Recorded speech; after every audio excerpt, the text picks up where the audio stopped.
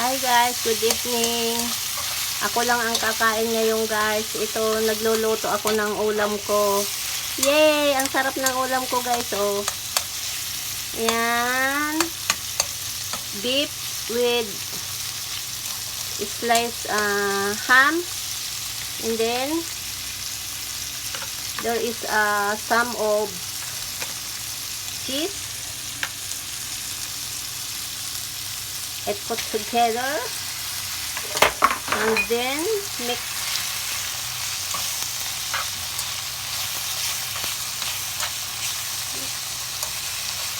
Mix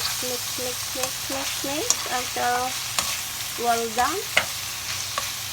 Aywan ko lang kung tama ang English ko. Basta yun na ang English ko, ah. Yummy.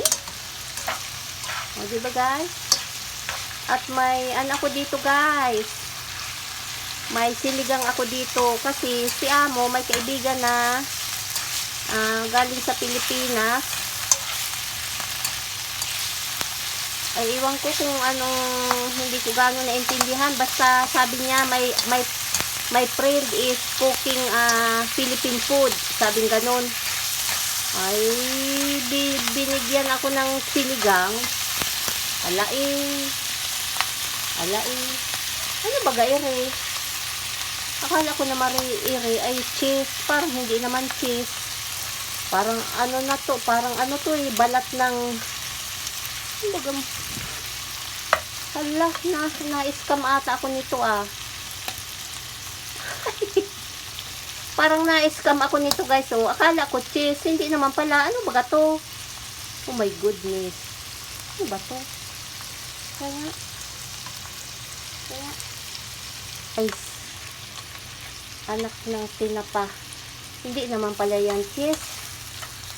Ayoko niyan. Nangarap ba naman ako ng cheese? Sabi ko, ang sarap niyan, may cheese. Hala, na-scam yata ako. Hindi naman umandar yung utak ko ah. O, ito lang ang kakainin ko. Ayoko niyan, para naman ako niya na ano. O, yan. Tapos, itong sinasabi ko guys na sinigang. Ito guys ang sinigang. Na, binigay daw ng kaibigan ni Amo na, galing sa Pilipinas. Hindi ko malaman kung sa Pilipinas ito niluto o dito. Ayan, sinigang. At ang lapot niya guys, at litaw na litaw yung niya, yung asim. Sige, at ipakita ko sa iyo yung binigyan pa si Amo guys ng ng sinigang. Ayan guys, oh. Oh, see?